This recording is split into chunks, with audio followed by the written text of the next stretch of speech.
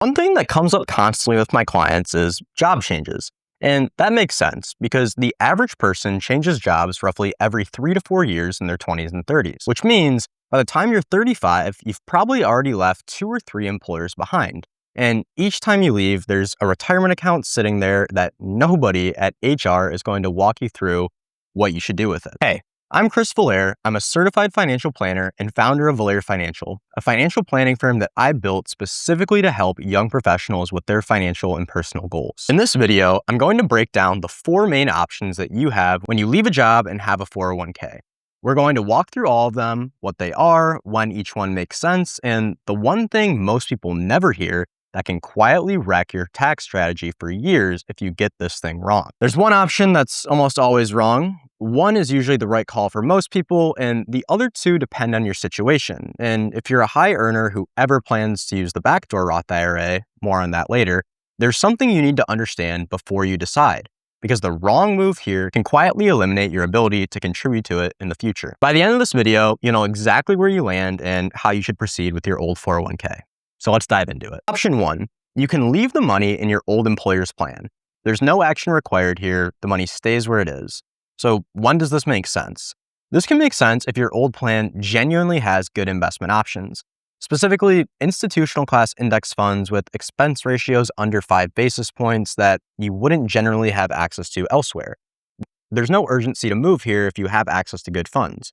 Some large employers offer fund share classes you simply can't access as a retail investor. If that's your situation, leaving the money there while you get settled is a reasonable short-term call. For most people, though, the old plan is not that good. For 401ks, investment options are typically limited, fees tend to be higher than what you'd pay in your own IRA or brokerage account, and you're a former employee, so now HR support is gone. The longer that account sits, the easier it is to forget it exists.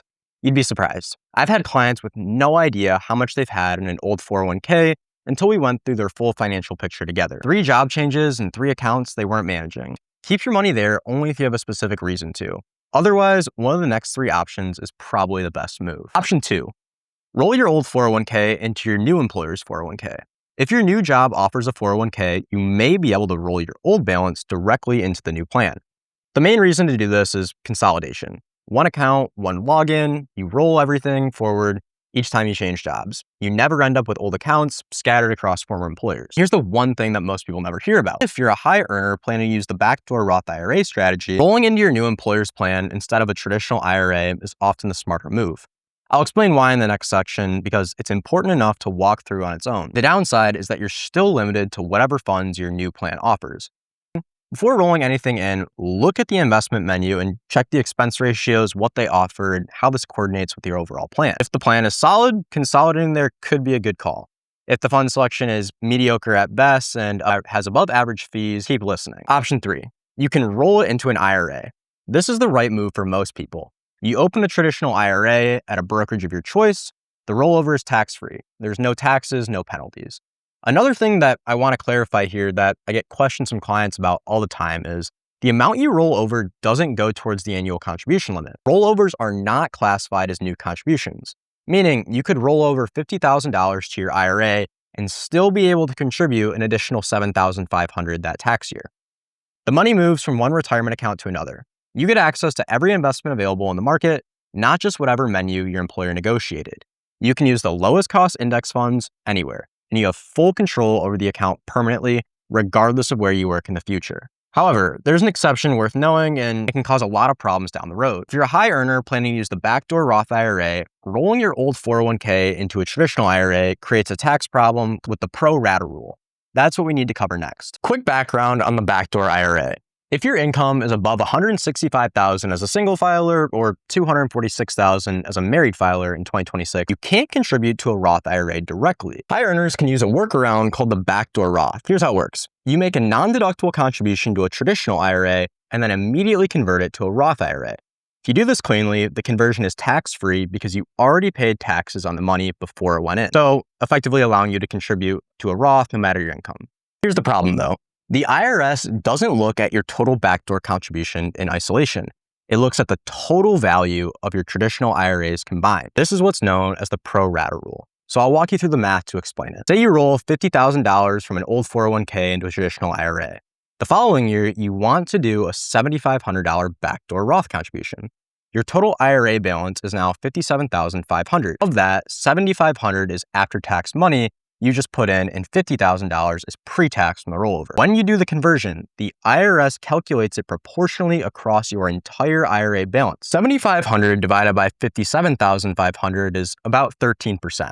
So this means only 13% of your conversion, roughly $975, is tax-free. The other 87% is considered taxable income. In the 24% federal bracket, that's close to $1,600 in taxes on a contribution that was supposed to be clean. The problem is it compounds. Every year you want to do the backdoor Roth, the IRS runs the same calculation. The bigger the pre-tax IRA balance, the worse the math gets every single year. The fix is to keep your traditional IRA balance at zero. If your new employer's 401k is solid, roll the old 401k there instead of an IRA. Pre-tax money inside a 401k does not factor into the pro rata rule. So your IRA stays empty and your backdoor Roth conversions stay clean. Great. But if you already have pre-tax money sitting in a traditional IRA from a previous rollover, you may be able to do a reverse rollover, meaning you move it back into your current employer's 401k to clear out your IRA balance. Not every plan accepts incoming rollovers, so check with your plan's administrator first. If you're not affected by the Roth income limits and can contribute to a Roth IRA directly, none of this applies to you. The IRA rollover is your cleanest option. But if you're earning over $150,000 or expect to and building your retirement account seriously, this is worth understanding before you make a rollover decision you can't easily undo. Lastly, option 4, cashing it out. Almost always, this is the wrong decision. When you take a distribution before age 59.5, the IRS treats the full amount as ordinary income for the year plus a 10% early withdrawal penalty on top of that. Yes, there are exceptions, but here's what it actually costs you. Let's say you have $50,000 and you cash it out. In the 22% bracket in your state income tax of, let's say 5%, plus the 10% penalty, you're looking at roughly 37% gone. You walk away with about $31,500 from a $50,000 account. But the number that really stings isn't the $18,500 you lose today, it's what the money would have became.